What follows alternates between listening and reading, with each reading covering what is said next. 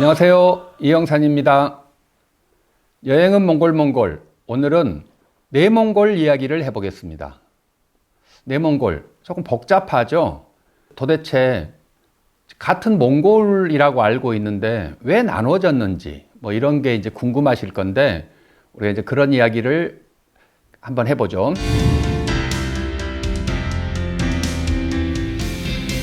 몽골, 원래는 몽골족 아닙니까? 그런데 중국 안에 들어와 있다 그래서 중국 사람들이 내몽골이라고 부르는 거죠.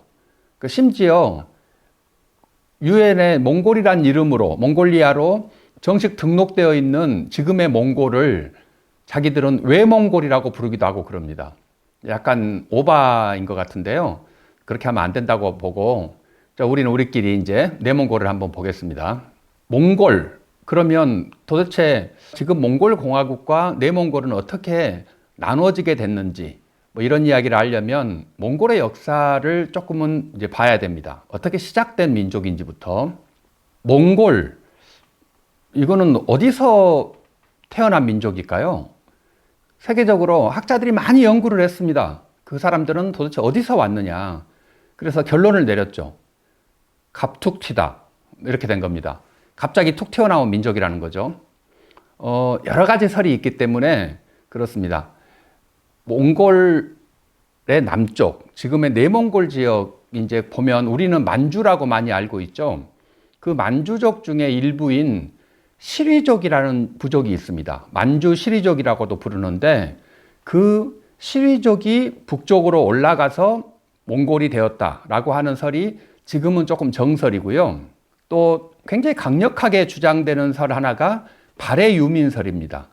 그러니까 발해가 고구려를 이어서 엄청나게 큰 제국을 만들지 않습니까? 대조영이.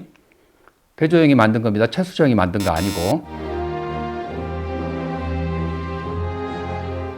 대조영이 만들었는데 그게 926년에 백두산이 폭발을 하면서 나라가 15일 만에 망합니다. 그러니까 그거는 거란족에게 망하거나 하지 않고 자연재해에 의해 망했다는 게 이제 거의 정설인데 그렇게 하고 나서 20만 명의 유민이 고려로 내려옵니다. 그건 고려사의 기록에 나와 있습니다. 그리고 나머지는 사라졌습니다. 그때 다 죽었을 리는 없고 사라진 그 발해의 유민들이 어디론가 이동을 한 거죠. 민족의 이동. 그렇게 해서 몽골족이 되어서 갑자기 나타나게 됐다라는 설도 굉장히 강력하게 주장이 제기가 되고 있는데 칭기스칸이 태어난 게 1162년입니다. 그러면 몽골 역사에는 그 8대조부터 기록이 되어 있으니까 8대조 할머니까지를 이렇게 역추산을 해보면 발해 유민들이 그쪽으로 이동을 해서 나라를 세울 만한, 부족을 세울 만한 시기가 거의 일치한다고 볼 수가 있습니다. 자, 몽골족은 이렇게 해서 태어났습니다. 그러니까 내몽골이라고 하는 지금의 땅은 몽골인들에게는 거의 뿌리 같은 겁니다. 그곳이 만주 시리족이든 발해 유민이든 거의 만주와 몽골 사이, 그러니까 내몽골이라고 하는 지역에서 시작됐다고 볼 수가 있습니다. 몽골인들에게는 굉장히 의미 있는 땅이죠. 이제 그게 내몽골이 이제 가지는 첫 번째 가치입니다.